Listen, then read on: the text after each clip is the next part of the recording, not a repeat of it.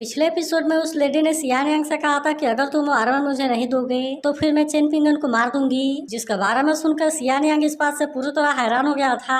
अब अगले सीन में हम सियान यांग के बचपन का सीन देखते हैं, जहाँ पर कि जेंग चुन और उसका साथी उसे बहुत बुरे तरीके से पीट रहे थे। लेकिन इसके बाद भी सियान यांग इतना आसानी से हार मानने वाला नहीं होता और कहता है कि क्या तुम्हारे पास में केवल इतनी ही ताकत है। तब इस बात से गुस्सा होकर जेंग चुन उसे बहुत ही बुरे तरीके से पीटने लगता है। इसीलिए सियान यांग भी गुस्सा होकर इसके ऊपर थूक देता है, जिसके बाद हम देखते हैं कि इसके वजह से जेंग चुन और भी बुरे तरीके से पीटने लगा था और इसके अलावा अब तो पत्थर लेकर भी इसके ऊपर अटैक करना शुरू कर देता है, जहाँ पर हम देखता है कि जेंग चुन की हालत काफी खराब हो गई थी। लेकिन तभी हम देखता है कि चेन पिंगन भी यहाँ से गुजर रहा था और इसीलिए वो आवाज लगाकर बहुत सारे लोगों को बुला लेता है, जिसके बाद हम देखता है कि जेंग चुन सियान यांग को छोड़ देता है। लेकिन अब इस बात की वजह से वह चेन पिंगन के ऊपर गुस्सा हो गया था और कहता है कि मैं तुम्हें देख लूंगा। तभी चेन पिंगन सियान यांग के पास आकर पूछता है कि क्या तुम ठीक हो। लेकिन हम देखता है कि सियान यांग इसके ऊपर ही गुस्सा हो गया था, इसीलिए वो इस पर अटैक करते हुए कहता है कि तुम्हें इसमें दखल अंदाजी करने की जरूरत नहीं थी। जिस पर चेन पिंगन उससे पूछता है कि तुम मुझे क्यों मार रहे हो। तब इस पर सियान यांग कहता है कि अगर तुमने लोगों को नहीं बुलाया होता तो मैंने अब जेंग चुन के बच्चे को बहुत ही बुरे तरीके से पीटा होता। जिस पर चेन पिंगन कहता है तुम तो बहुत बुरे तरीके से पीट रहे थे। लेकिन अभी भी हम देखता है कि सियान यांग इसे धक्का देकर नीचे गिरा देता है और इसीलिए चेन पिंगन गुस्से में इसके तरफ देखने लगा था। जिसके बाद हम देखता है कि सियान यांग फिर से इसे पीटने के लिए चला जाता है और कहता है कि आज मैं तुम्हें बहुत अच्छे से बताऊंगा कि किसी और के काम के बीच में नहीं आना चाहिए। लेकिन तभी हम देखता है कि चेन पिंगन भी इस पर अटैक करने लगता है और कहता है कि चाहे तुम मुझे कितना भी मार लो मैं नहीं रहूंगा।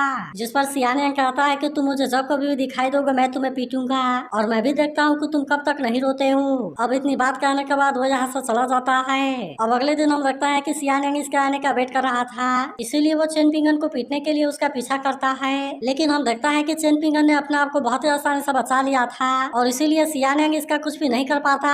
अब अगले सीन में हम देखता है कि सियान यांग फिर से इसके आने का वेट कर रहा था, जहाँ पर आज वो इसके ऊपर पत्थर से अटैक करने वाला था। लेकिन तभी हम देखता है कि वहाँ पर कुछ और बदमाश बच्चे भी होते हैं, जहाँ पर कि वो इसे परेशान कराने लगे थे और कहने लगता है कि इसके पेरेंट्स नहीं हैं। लेकिन तभी हम देखता है कि वे इससे पत्थर मारना भी शुरू कर देते हैं, जिसे देख सियान यांग भी इस बात से उदास हो गया था, इसीलिए वो तुरंत इसे बचाने के लिए आ जाता है और हम देखता है कि वो इन बच्चों को भगा देता है। लेकिन अब हम देखता है कि वो चेन पिंगन पर अटैक नहीं करता और कहता है कि आज से मैं तुम्हें प्रोटेक्ट करूंगा। लेकिन अभी भी हम देखता है कि खुद उसका हाथ इंजर्ड होता है और इसीलिए चेन पिंगन इसे क्योर करने के लिए कोई हर्ब देता है। जिसके बाद हम देखता है कि चेन पिंगन यहाँ से जाने लगा था। लेकिन तभी हम देखता है कि जेंग चुन और उसका साथी इसका पीछा करना शुरू कर देते हैं और इसीलिए वे दोनों तुरंत अपनी जान बचाने के लिए वहाँ से भागने लगते हैं। अब इस तरह से हम देखता है कि इन दोनों के बीच में दोस्ती हो गई थी, इसीलिए वे दोनों एक दूसरे के साथ में रहने लगते हैं, जहाँ पर वे एक साथ मिलकर मछली पकड़ते थे और इसके अलावा वे दोनों तीरंदाजी के लिए भी प्रैक्टिस करते हैं। तभी एक दिन हम देखता है कि सियान यांग एक स्नेक के ऊपर निशाना लगा रहा था,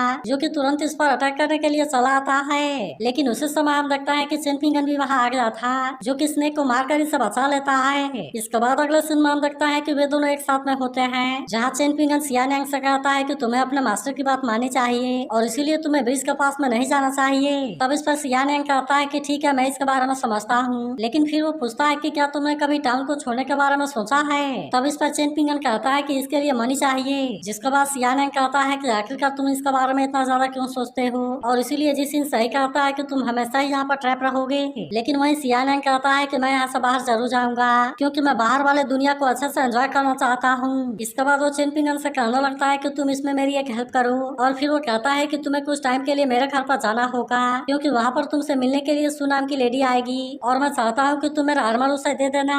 लेकिन यह सुनते ही चेन पिंगन कहने लगता है कि क्या तुम पागल हो गए हो और क्या तुमने नहीं कहा था कि तुम इसे नहीं बेचोगे। तब इस पर सियान एक बहाना बनाता है कि मेरे सामने तो इतना बड़ा फ्यूचर है, लेकिन क्या इसके बाद भी तुम्हें लगता है कि मुझे इसके लिए नहीं जाना चाहिए। मगर अभी भी हम लगता है कि चेन पिंगन इसकी बात मानने के लिए रेडी नहीं होता। जिसके बाद सियान कहता है कि इसके अलावा मेरे पास में और कोई रास्ता नहीं है और इसीलिए मुझे उस आर्मर को बेचना होगा, जबकि मैं अपने स्वॉर्ड को तो कभी भी नहीं बेचूंगा। और वही स्वॉर्ड स्क्रिप्चर को मैंने मंकी जैसे दिखने वाले आदमी को बेच दिया। फिर वो कहता है कि मैं वो आर्मर उस लेडी को बेचने वाला हूँ, जो कि मुझे उनसे परेशान होने से बचाएगी। लेकिन अभी भी हम देखता है कि चेन पिंगन इसकी कोई बात सुनने वाला नहीं होता।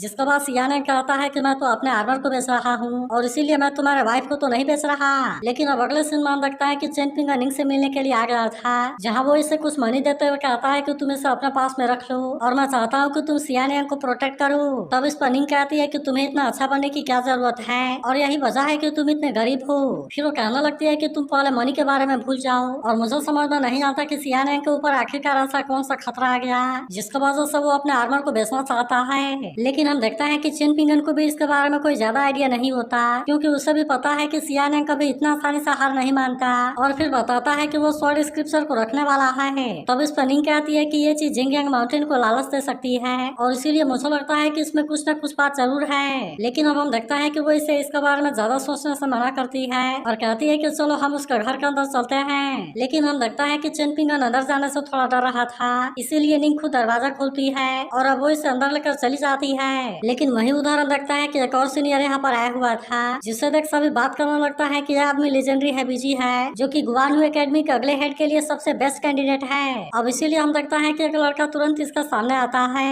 और अपने पहले फ्रेंड के बारे में बताता है कि ये चेन फैमिली का डिसेंडेंट है और इसीलिए इसका नाम चेन सुंग है। फिर हम देखता है कि वो अपने साथ वाले लड़की के बारे में भी बताने के लिए जाता है, लेकिन वो केवल इतना कहता है कि ये सुंग फेंग के दूर के रिलेटिव है। लेकिन हम देखता है कि चेन सुंग इसके बारे में बताने लगता है और कहता है कि इसका नाम चेन डुई है। लेकिन तभी हम देखता है कि बादशाह को इस बात से परेशान होने लगता है और फिर कहता है कि क्या ये दुनिया कोलैप्स होने वाली है। लेकिन अब हम देखता है कि बादशाह इसके ऊपर गुस्सा होने लगा था और कहता है कि मिस्टर ची के खिलाफ में जाने की तुम्हारी हिम्मत कैसे हो गई। तब इस पर वो कहता है क्या तुम्हें पता भी है कि जेनयांग माउंटेन के लोग यहाँ पर आ रहे हैं, जिसके बारे में सुनते ही बादशाह इस बात से काफी खुश हो गया था, क्योंकि उसे लग रहा था कि ये कोई और नहीं बल्कि फेरी सू है। लेकिन तभी वो कहता है कि जेनयांग माउंटेन का माउंटेन मूविंग एप है, जहाँ पर की एंसेस्टर ताऊ कुई की ग्रैंड डॉटर भी है। लेकिन हम देखता है कि बादशाह को इसके बारे में कोई चिंता नहीं होती, इसीलिए वो कहता है क्या तुम्हें लगता है कि मुझे उससे डर है। तब इस पर वो कहने लगता है कि फेंगलाई गार्डन और जेनयांग माउंटेन का मार्शल आर्ट एक जैसे है, लेकिन आखिरकार इसके बाद भी एक साथ में क्यों नहीं हो सकते।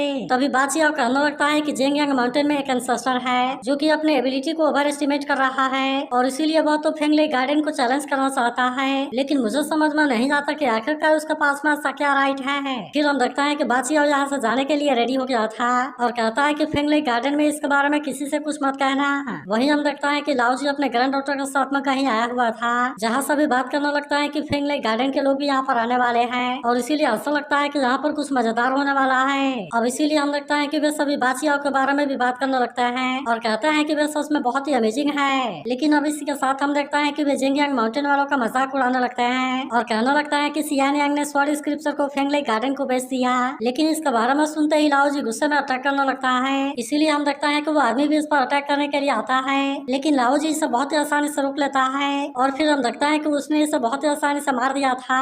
तब इसे देख सभी अपनी जान बचाकर भागने की कोशिश करते हैं, लेकिन हम देखता है कि लाओजी इसमें से एक आदमी को बहुत ही आसानी से पकड़ लेता है और फिर उससे कहता है कि तुमने अभी कहा कि सियानियांग ने अपने स्वॉर्ड स्क्रिप्चर को बेच दिया और इसीलिए क्या यह बात सही है। वही हम देखता है कि जेंग चूसू के साथ में सियानियांग के घर पर आ गया था, जहाँ वो कहता है हमें पता है कि मास्टर रुआन की वजह से सियानियांग यहाँ पर नहीं आएगा और इसीलिए उसने तुम्हें जरूरी बताया होगा कि यहाँ पर क्या करना है। फिर हम देखता है कि वो इसे मनी वाला बैग भी दिखाता है और अब इसीलिए चेन पिंगन गेट को खोल देता है, जिसके बाद हम देखता है कि सूबी अब अंदर आ जाती है। वही उधर हम देखता है कि सीयू सियानियांग के बारे में सोचकर परेशान थी, जिस पर मास्टर रुआन कहता है कि जब तक वो रूल को फॉलो करेगा और अगर वो ब्रिज को क्रॉस नहीं करेगा तब तक मैं उसे कुछ भी नहीं होने दूंगा। वही उधर हम देखता है कि सियानियांग चेन पिंगन के आने का वेट कर रहा था, लेकिन तभी हम देखता है कि सू की लड़की वहाँ पर आ जाती है और फिर बताती है लाओजी ने सुन लिया कि तुमने स्वॉर्ड स्क्रिप्चर को बेच दिया है, जिसके बारे में सुनकर वो पूरी तरह से पागल हो गया है और अब वो तुम्हारे घर की तरफ जा रहा है। तब हम देखता है कि उसे चेन पिंगन के बारे में काफी चिंता होने लगती है और इसीलिए उसे समझ में नहीं आता कि वो इसके बारे में क्या करे। वही हम देखता है कि सू ने आर्मर को ले लिया था और अब वो यहाँ से जाने के लिए रेडी हो गई थी, लेकिन तभी हम देखता है कि चेन पिंगन उसका रास्ता रोक लेता है और कहता है कि तुम्हारे और सियानियांग के बीच में तो एग्रीमेंट हुआ है और अब इसीलिए कोई उसे परेशान नहीं करेगा। मगर हम देखता है कि सू इसके बारे में बिना कुछ कहे यहाँ से जाने लगती है और फिर कहती है कि सियानियांग तो सच में तुम्हें अपना दोस्त मानता है। वही वो लड़की सियानियांग से कहती है कि तुम जल्दी से जाओ और अब इसीलिए हम देखता है कि सियानियांग भी भागते हुए जाने लगा था, लेकिन तभी हम देखता है कि सियानियांग का डॉगी भागते हुए इसका पास आता है, इसीलिए चेन पिंगन को डाउट हो गया था कि इसमें जरूर कोई गड़बड़ है और अब इसीलिए हम देखता है कि वो भी तुरंत यहाँ से भागते हुए जाने लगा था। तब इसे देख सू कहती है कि ये तो बैटल का चांस है और इसीलिए इसमें लाइफ और डेथ की कोई गारंटी नहीं होती। वही हम देखता है कि चेन पिंगन सियानियांग के पास में जाने के लिए दौड़ रहा था, जबकि वही उधर सियानियांग भी चेन पिंगन के लिए जा रहा होता है, लेकिन तभी हम देखता है कि लाओजी ने सामने से आकर इसे घेर लिया था, इसीलिए सियानियांग यहाँ बहुत बुरे तरीके से फंस आता है और पूछने लगता है कि तुमने चेन पिंगन के साथ में क्या किया। लेकिन तभी हम देखता है कि लाओजी सियानियांग के ऊपर अटैक कर देता है, इसीलिए सियानियांग इसे रोकने के लिए कुछ भी नहीं कर पाता और हम देखता है कि वो इसके अटैक में बहुत बुरे तरीके से इंजर्ड हो गया था। तभी कुछ देर में हम देखते हैं कि चेन पिंगन भी भागते हुए यहाँ पर आ जाता है, जहाँ पर कि बहुत सारे लोग इकट्ठा हुए थे। जिसके बाद हम देखते हैं कि सीईओ अपना फादर के ऊपर काफी गुस्सा हो रही थी, जिस पर मास्टर वान कहता है मुझे क्या पता था कि यहाँ पर ये सब हो जाएगा। लेकिन हम देखते हैं कि सीईओ इस बात से काफी गुस्सा हो गई थी और वो तुरंत ही लाओ जी को खोजने के लिए जाने लगती है। लेकिन तभी हम देखते हैं कि चेन पिंगन भी यहाँ आ गया था, जो कि सियानियांग को ऐसा कंडीशन में देख काफी उदास होता है। वहीं हम देखते हैं कि सियानियांग की कंडीशन काफी खराब हो गई थी, जिसके बाद वो चेन पिंगन से कहने लगता है कि लाओ जी ने मेरे ऊपर 2 बार अटैक कर दिया और इसीलिए मैं इसमें बहुत बुरे तरीके से इंजर्ड हो गया।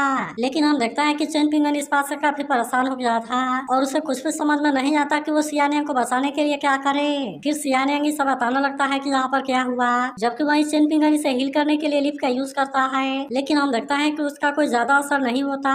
इसके बाद सियानियांग कहता है मुझे लगा था कि तुम्हें कुछ हो गया है और इसीलिए ही मैं तुम्हें बचाने के लिए आ रहा था। वहीं उधर हम देखता है कि मास्टर डुआन भी काफी परेशान होता है, क्योंकि वो इसे बचाने के लिए कुछ भी नहीं कर सका।